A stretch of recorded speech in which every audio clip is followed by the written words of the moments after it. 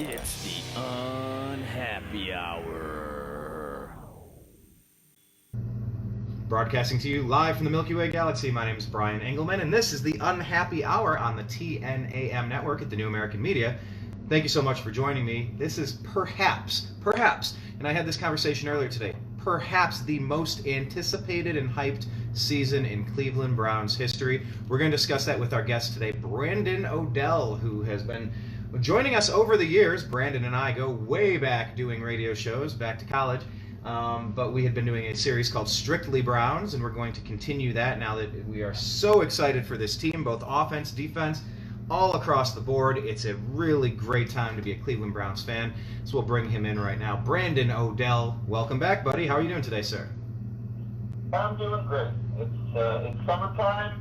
Birds are the birds are chirping. The bees are buzzing. You know, life is good. I was trying to do the old Simpsons. The birds are singing. The bees are trying to have sex with them. At least is what's my understanding of it. Most of the part said way back when. I know what you know what I'm talking about. Yes, I do. Anyway, I digress. That's a great line. That is a great line. I thought you were gonna go with "Summertime" and the Livin' ZZ. Bradley's on the microphone with Ross, and I thought you were gonna do some Sublime action there. I did hear DJ Jazzy Jeff and the French Prince "Summertime" the other day, which still holds up quite well. It's a smooth groove. I dig that song. It Absolutely. Really a lot of Will Smith's early rap career, doesn't get the credit that it deserves, but he has a lot of hits. Absolutely. One of the most talented people we've ever seen in our lifetimes. That's for sure. From acting to music. And speaking of hits, what about this training camp, huh? Yes, talking about hits. Well, okay, we'll get into the training camp first, but prior to training camp, is this the most hyped and anticipated season in Cleveland Browns history? In my memory, I will say, yes, but the thing is that, a true Browns fan, hope springs eternal. Like, you're excited about every single off season and about every single training camp. So what I will say is that it's probably as excited as I have been since 2014 or 2015. 2014, there was a lot of excitement about Manziel. Let's not forget that people were gaga over that guy. So there were a lot of people that were really excited to see what he could do. And as far as 2015 goes, for some of the same reasons, because there were some glimpses of Manziel being a good quarterback, along with the crazy off-the-field stuff. But don't forget that 2014 Browns team won a few games before having a little bit of a letdown. The final, they lost the final 5 games of the season, I believe, to finish 7-9. But going into 2015, people were pretty high on that Browns team. They thought that we were going to start to make some noise, and we went the other way. Yeah, we did, and the whole Josh Gordon thing with Brian Hoyer, and what is Cleveland without a quarterback controversy? Luckily, that is the last of our concerns this year for the first time in a long time. They always say if you have 2 quarterbacks, you have none, and maybe that is accurate. But I think I would go back maybe to 86, 87, 88. When the Browns were going to AFC Championship games, maybe that second AFC Championship. Like prior to that season, looking for a rematch against the Denver Broncos. Do you think we were too young to appreciate that, and that's maybe why we don't remember that with more hype? Or do you think this year, adding Odell Beckham and Kareem Hunt and just looking at all the monsters on defense, that this is actually the most hyped season in Browns history? I think we were way too young to really appreciate the mid to late 80s. At that age, and you'd rather be outside playing football and emulating those players rather than being inside watching the football game. I can't tell you I probably watched minutes of a handful of games, during that time period. Even when they were in the AFC Championship game, we as kids, we just wanted to go outside and play football. You didn't care about what the grown-ups were doing, but you liked the atmosphere of it, that's for sure. And you liked having fun and barking and having pictures with a dog bone in your mouth and all that good stuff. So we're on the other side of it now. Our children are the ones who maybe get to experience it for the first time and just get a little taste of it while we are fully entrenched in Browns mania. Absolutely, and that might be what it's all about. Have you ever gone to the training camps? Are you planning on going this season? I've never been. I tried to get tickets. I got on. They went on sale, or not on sale, but they started selling them at 10 a.m. I was on at 10:10, and they were gone. Wow. So yeah, that's hype. I couldn't even get them. I was trying to get them to go on Monday, as a matter of fact. Wow. But I could see them actually playing a padded practice. I was going to take my daughter and take my nephew and go with my dad, and it didn't happen. So either way, we get to experience training camp from afar, and the coverage of training camp is so multifaceted at this point that it is hard to miss any detail, because between the Cleveland Plain Dealer, between Fox Sports Ohio, between the Cleveland Browns website, there's a lot of coverage. There's a lot of good information out there for Browns fans, and there are a lot of dopes like you and me that are just talking about it and putting it online and seeing if anyone wants to listen to it. So yeah, there's plenty of ways to hear about what's going on in this training camp. Very true. And for all the people watching in Facebook, Ryan and Kyle and Eric and Brian, just type your comments in. Sometimes I can see them, sometimes I can't. But type your comments or questions about the Browns and training camp so far. Brandon, let's start with offense. Obviously, talk about the quarterback position because he's literally the quarterback of the team. But that means so much more. That is the commander on the offensive side of things. Both him and Freddie Kitchens, obviously Freddie calling the plays. To talk about the importance of what's going to happen this year with the Freddie Baker combo leading that offense. Well, I guess what you hope is that where there have been many other times in the last 20 years in this current iteration of the Browns where we have had a coach change, and you have had to start a new offensive system and new terminology and this, that, and the other.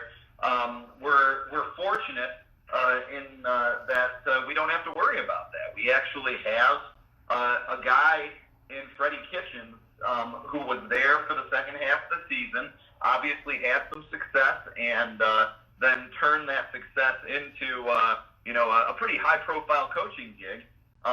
So I would say that it's all positive so far. You get a chance for your quarterback and your head coach to be on the same page going into things rather than having to feel each other out. So that period occurred last season. They did well together. Now it's all about Freddie, instead of maybe fine-tuning what was Todd Healy's system. He gets to take what he did last year and have Todd Monken, the offensive coordinator, fine-tune it to, I guess, what they think is going to work best for this offense and what they think is going to work best for Baker Mayfield. And, so far, at least early on in training camp is often the case. It seems like the defense is the more dominant side, but as was not the case in past years, I think that that is more a signal of how good of a defense we will have rather than having a poor offense. I think that we legitimately have at least two phases of the ball that we can feel most confident about in our offense and defense, and certainly the special teams we can talk about here in a few minutes. But so far so good. I guess Baker had to really get after some of his guys in practice yesterday. I've not heard anything about practice today other than the fact that no one got injured. You figure if there was some kind of major injury, that comes out immediately. And my texting is blowing up. I got 8 different guys, probably you included, texting me thinking the world's coming to an end. We haven't had any of that yet. Knock on wood. Hopefully we won't. And yeah, you can just continue to hopefully see Baker grow and get more comfortable with these receivers and this plethora of offensive talent. What about you? What do you think? Well,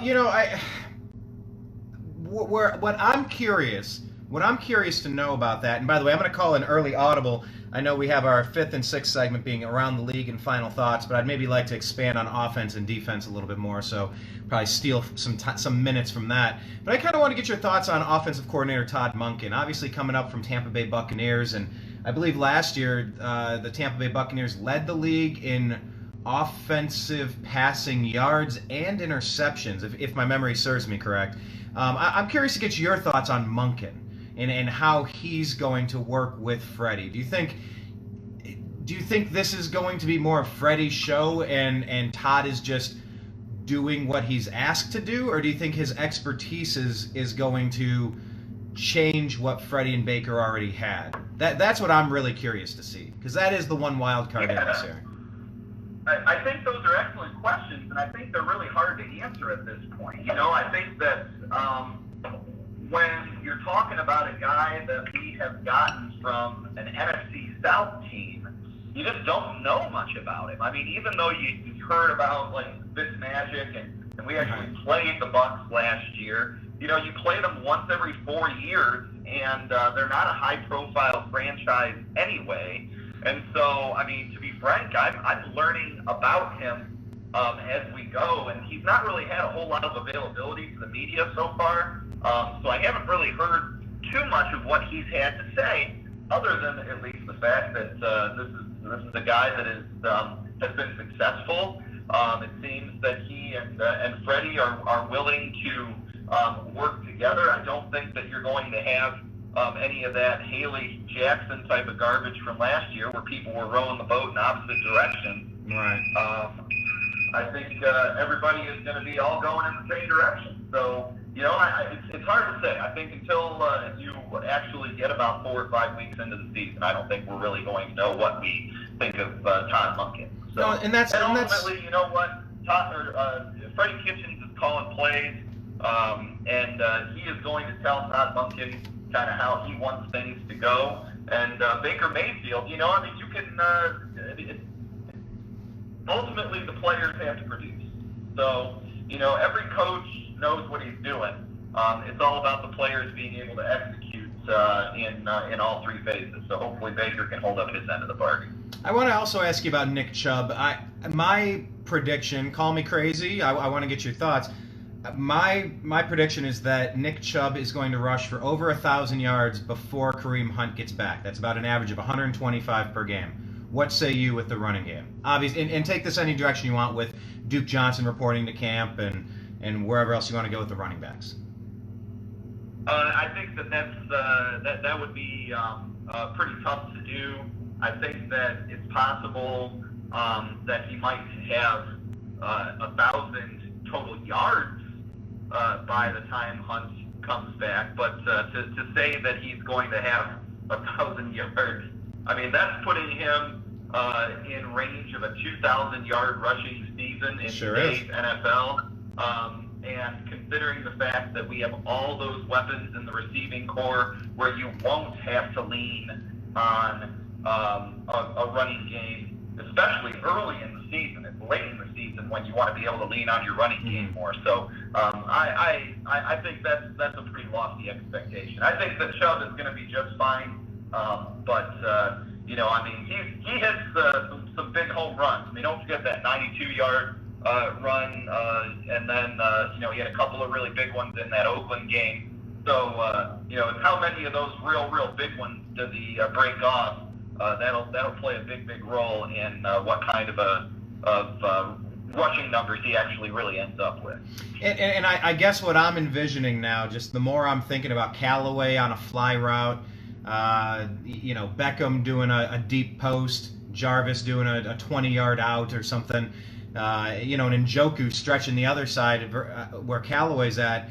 I could imagine all of the linebackers and all of the defensive backs backpedaling to track these speed burners, and just a delayed handoff to Chubb could really turn into one of those hits, provided that the wide receivers are able to block downfield. I think.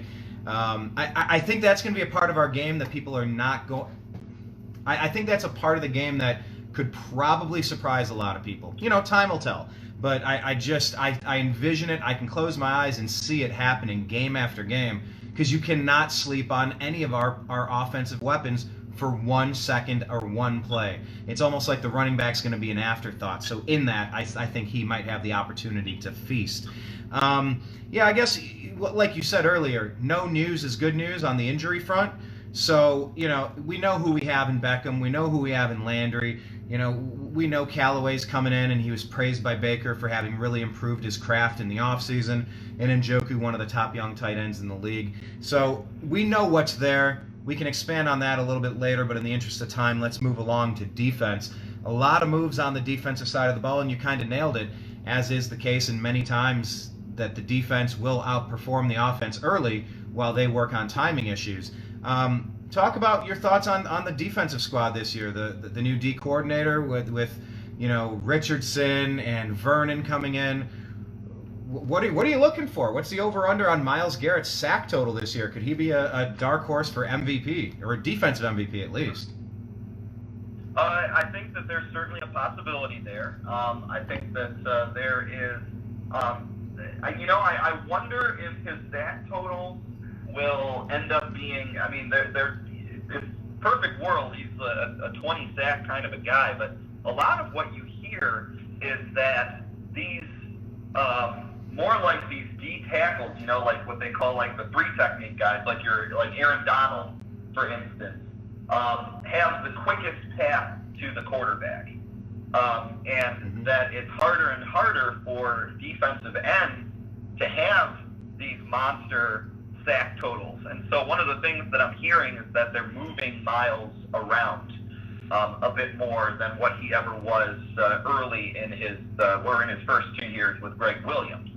And that Myles himself has said that he will be able to use a wider range of pass rush moves than what Greg Williams allowed him to do in the previous defense. So I'm very curious to see what we get from Myles Garrett. I think that Olivier Vernon can only help. And they talk about Olivier Vernon as just being an absolute, like just one of the strongest individuals that some of these guys have ever played against. I mean, this guy is just supposed to be just a total brick house. So seeing the two of them together, I think it's going to be a lot of fun. But as far as trying to project out Myles Garrett, what have I seen? That he ended up being third in pressures last year in the NFL, behind, I believe it was Aaron Donald and then D Ford. And so I think that if you add maybe a couple more sacks, and maybe he ends up around that 15 sack total, but continues to put that big pressure on the quarterback. And with Olivier Vernon being maybe a more solid pass rush threat on the other side, as well as Sheldon Richardson and Larry Ogunjobi coming up the middle, where you have, once again, that shortest distance to the quarterback, I think that you're going to see that the other guys might actually benefit more from Myles Garrett, and that Myles Garrett, and you might see their numbers go up, where Myles Garrett's numbers stay, relatively similar to what we saw last year. Yeah, that is possible. I'm also hearing out of camp that that linebacker we got from Alabama is impressing a lot of people. Mac Wilson. Yes, sir. What are you hearing about Wilson? I hear that he's an excellent athlete, and that they think that he was a steal where they got him in the 5th round. But besides that, frankly, unless he really just blows someone's socks off, that's a guy that's going to be a special teams contributor. Certainly, unless there's some kind of a major injury, then maybe at the end of the season, if he has a solid season, just like that Sione Takitaki, those guys are next man up at this point. I really don't think you're going to be, if you're seeing Mac Wilson on the field in any significant amount on defense, it's probably not a good thing. It means that you have guys who have been injured in front of him, or it means that you have guys who are playing in front of him in Joe Schobert and Christian Kirksey who have been ineffective. neither of those are good things for the football team. Right, and that would not be good. But I've been hearing things about Kirksey that, with his contract situation and with his production and some of his limitations, that I've just been hearing that Mack Wilson might actually be gunning for that spot, and that might be something to keep an eye on. I'm not saying it's going to happen right away, but I think with Kirksey, some of the coaching staff is kind of not written him off, but there's a reason they drafted Mack Wilson. But it's just something to keep an eye on. And obviously with Denzel Ward coming back, anchoring that secondary, do you have any concerns back there, having lost, in the Giants trade, sending Peppers away? Do you have any concerns about that secondary? None yet. Everybody's healthy.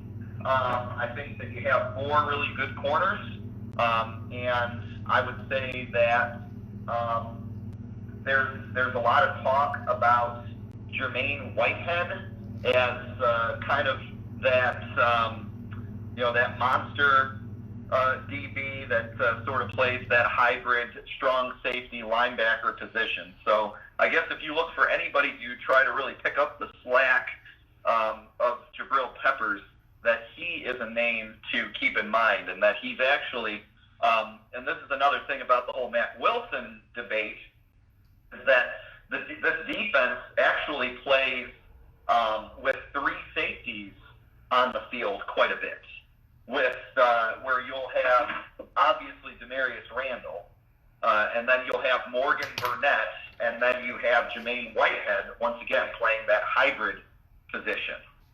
So it's the same thing that Budda Baker played at Arizona, and then I forget who the guy was that played it for him in Carolina, but it's there's a spot in Steve Wilks' defense for that type of role, and so you might actually see that Jermaine Whitehead is on the field a heck of a lot more than a third linebacker ever would be.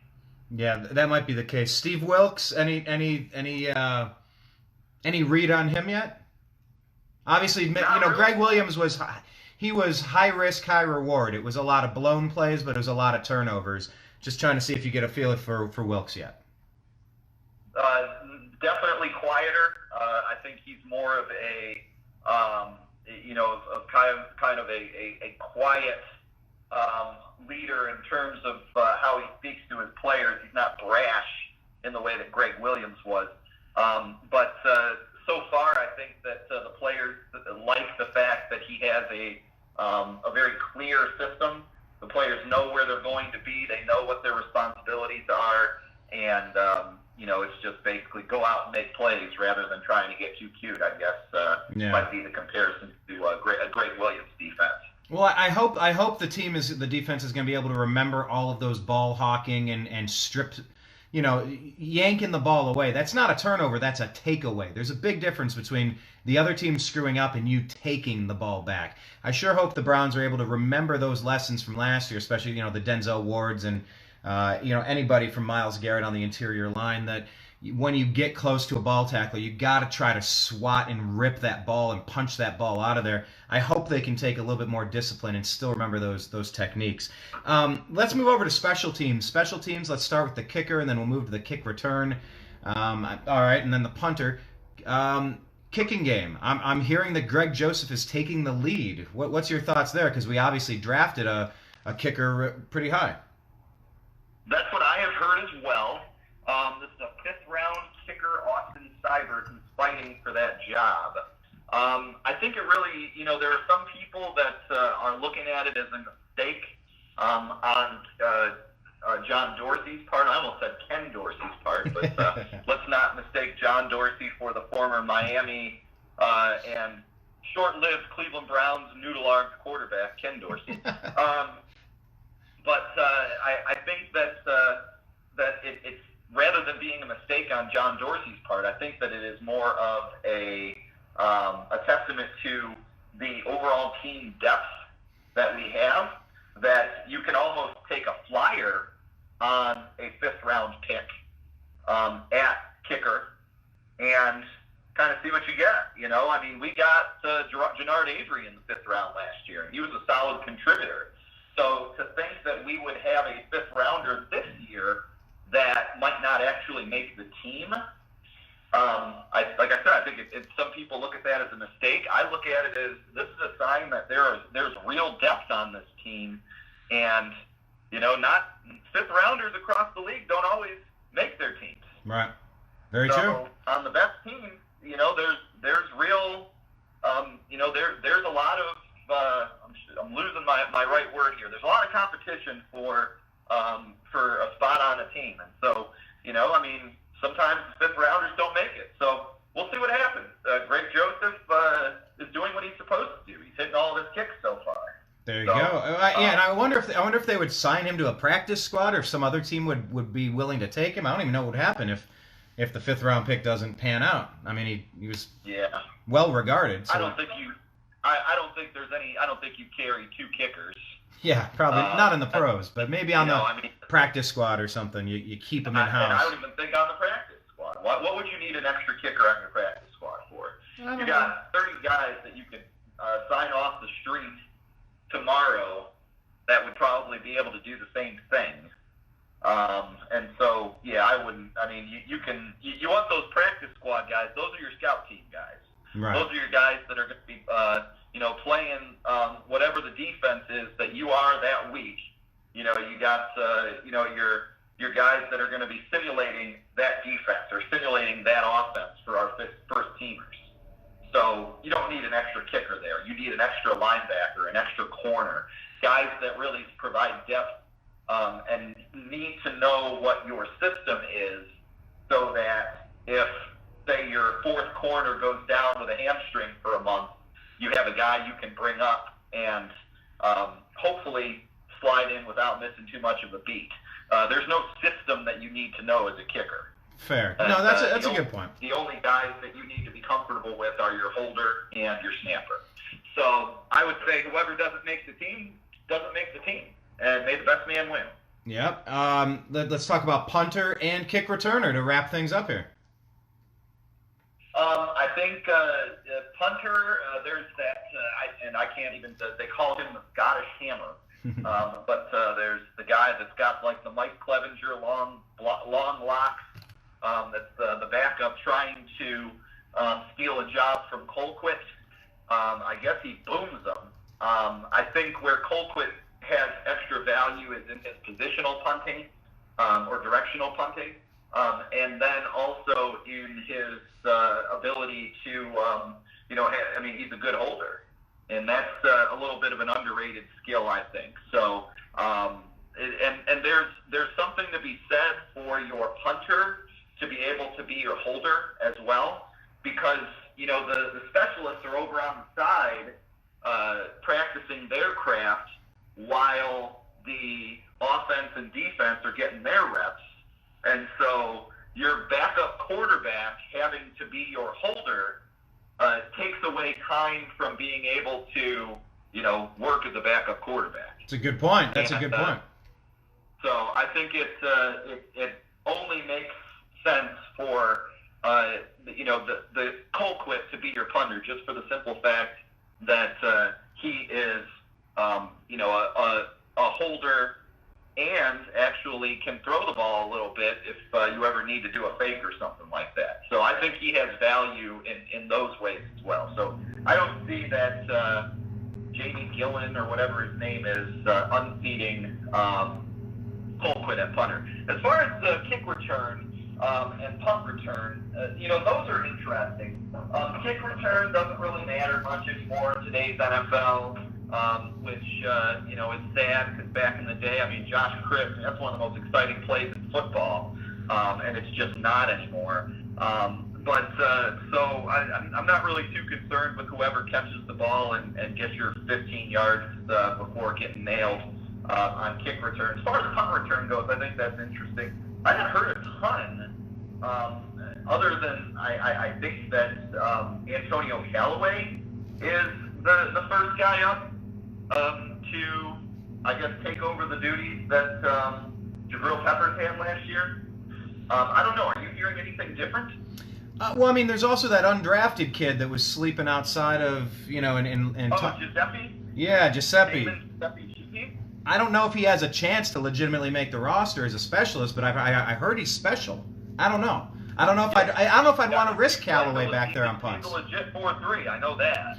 Yeah, I don't know if I'd want to risk Callaway being back there. I'd rather Callaway's very important at the number 3 or number 4, depending how Higgins and how Higgins and Callaway sort out. Because with so much attention being paid to Beckham and Landry, just for the sake of saying it, take them out of the equation and say these other 2 receivers the Browns put out, say they do a 4-receiver set, they're going to be wide open every game, every single game. They're going to be wide open. As soon as they get attention, Beckham's going to hit a home run. Landry's going to hit a home run. So I don't know. I'm not too amped about Callaway playing that role. I'd love to give that rookie kid, give Giuseppe a chance. That's what I would like to see. Here's where Callaway becomes more valuable as your punt returner. The Browns last season, actually, if I'm remembering correctly, they led the league in 2 tight end sets.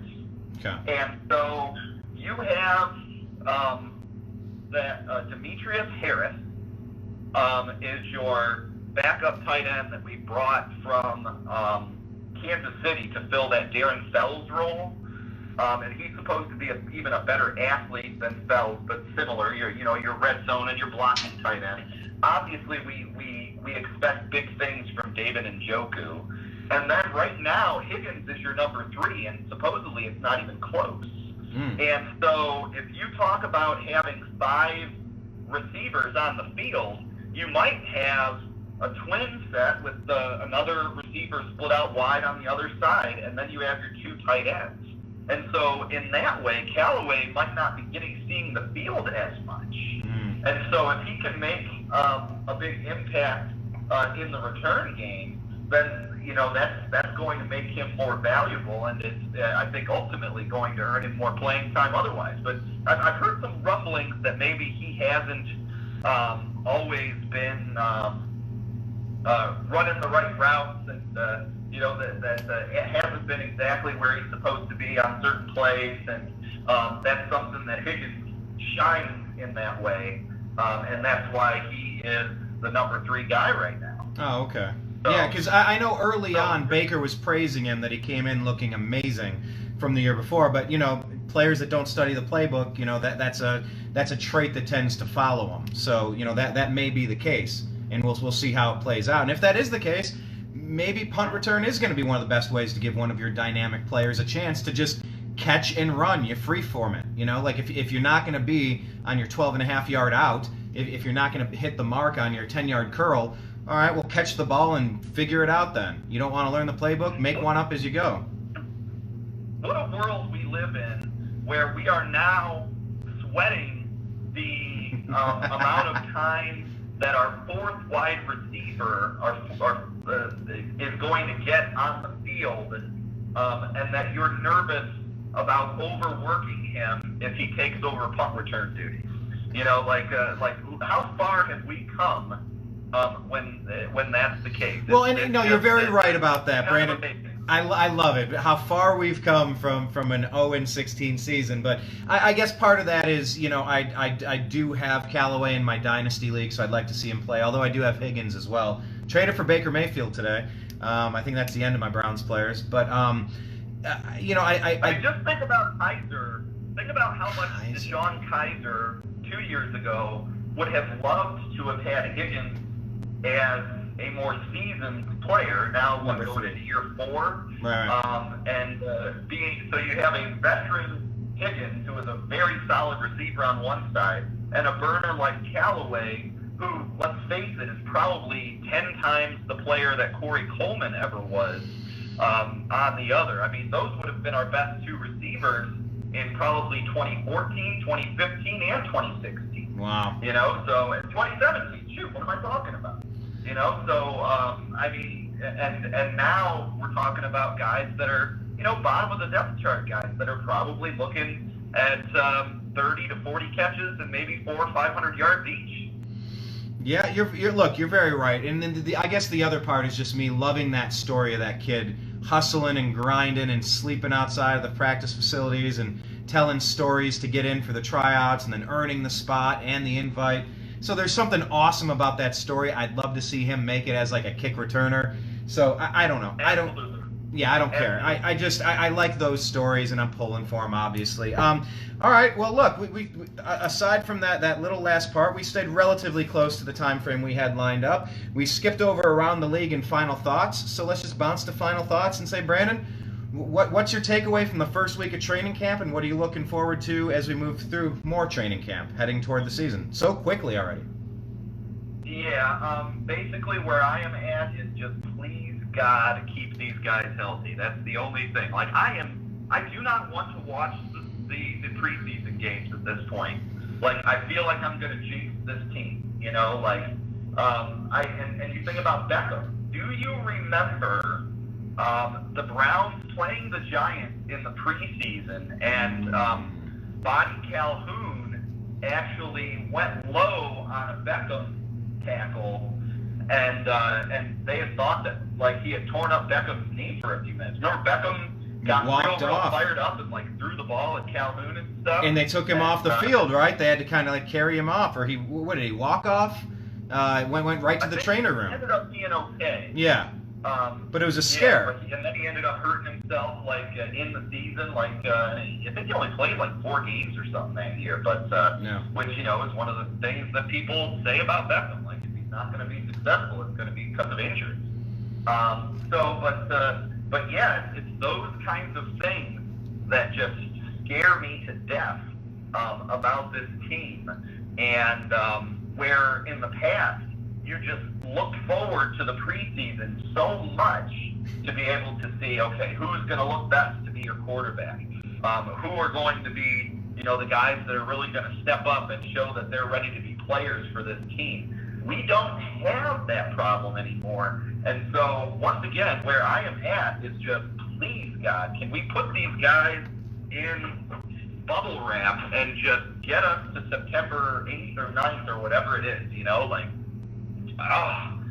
there's never been a time in my life when I am looking forward to the preseason games less than I am right now, specifically because I just want these guys to be healthy for Tennessee week 1. And remember, you know, we traded away our draft pick this year, and we've never been less interested in the NFL draft because we got Beckham out of it, and we already had Baker. You know, like, everything is maybe this is what a winning culture feels like. Maybe this is what it's like in, you know, Pittsburgh or in New England. Maybe this is what it normally feels like. About the preseason. Yeah, exactly. I don't think New England fans care about the first 10 weeks of the season, you know? Kind of like Cavs fans during the LeBron years. Call me after Thanksgiving and we'll see where we're at, you know? Exactly. And, so yeah, I agree with you. It might just be what a winning team, you know, this is what, that's what that type of culture embeds in its fans. But either way, just keep these guys healthy.